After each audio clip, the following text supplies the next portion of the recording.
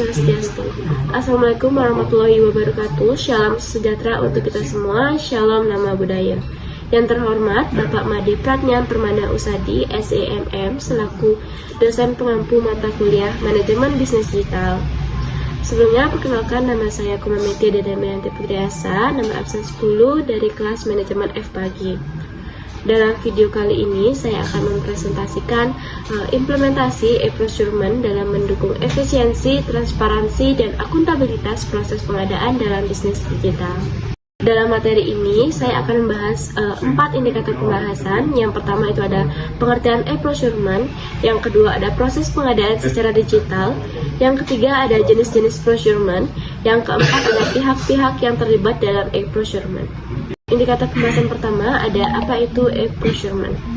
E-procurement adalah sistem pembelian atau penjualan barang dan jasa melalui platform digital atau web. Fungsinya mengotomisasi interaksi antar perusahaan, pelanggan, dan juga vendor untuk efisiensi. Keunggulannya yaitu hemat waktu, biaya, dan juga tenaga.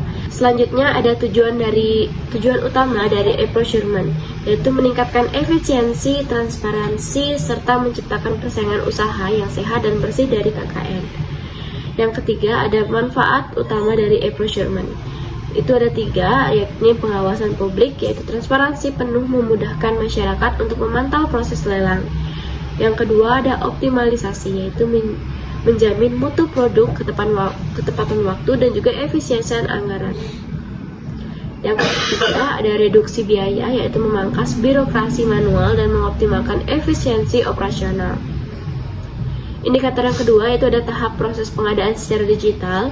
Yang pertama ada perencanaan pengadaan, yakni tahap awal untuk menentukan kebutuhan barang atau jasa, anggaran, dan juga jadwal agar proses pengadaan berjalan efektif dan juga efisien.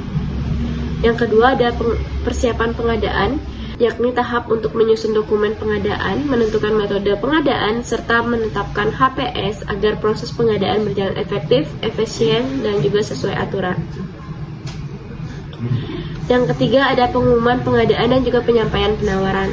Nah, pada tahap ini pengumuman dan penyampaian penawaran adalah tahap untuk mengumumkan paket pengadaan melalui SPSE dan menerima penawaran dari persediaan secara transparan.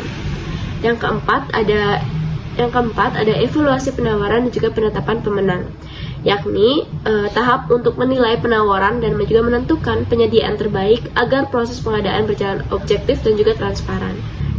Yang kelima yaitu penandatanganan kontrak atau pelaksanaan pekerjaan dan juga serah terima. Tahap terakhir adalah penandatanganan kontrak antar instansi atau penyedia terpilih. Selanjutnya, penyedia melaksanakan pekerjaan sesuai dengan kontrak dan dilakukan serah terima hasil dan pembayaran hingga proses pengadaan selesai.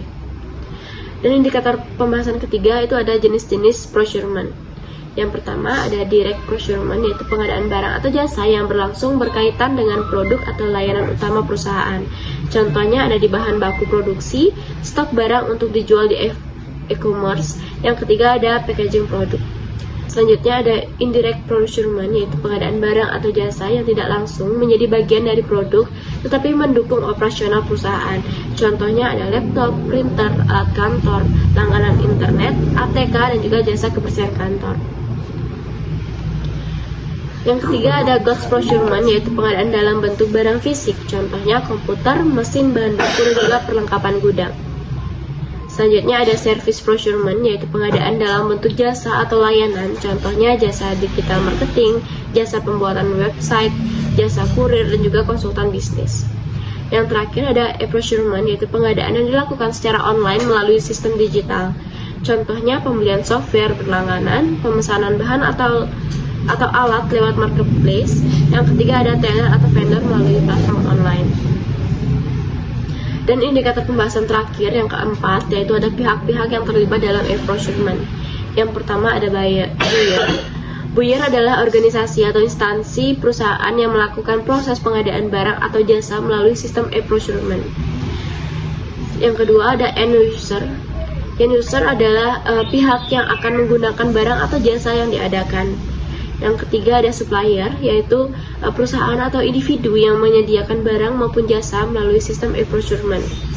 Yang keempat ada service provider, yaitu pihak yang menyediakan infrastruktur teknologi informasi yang digunakan dalam e-procurement. Yang kelima ada konsultan, yakni pihak independen yang memberikan pendampingan selama proses implementasi e-procurement. Yang keenam ada individual seller, yaitu menawarkan produk atau jasa secara langsung melalui platform e-procurement.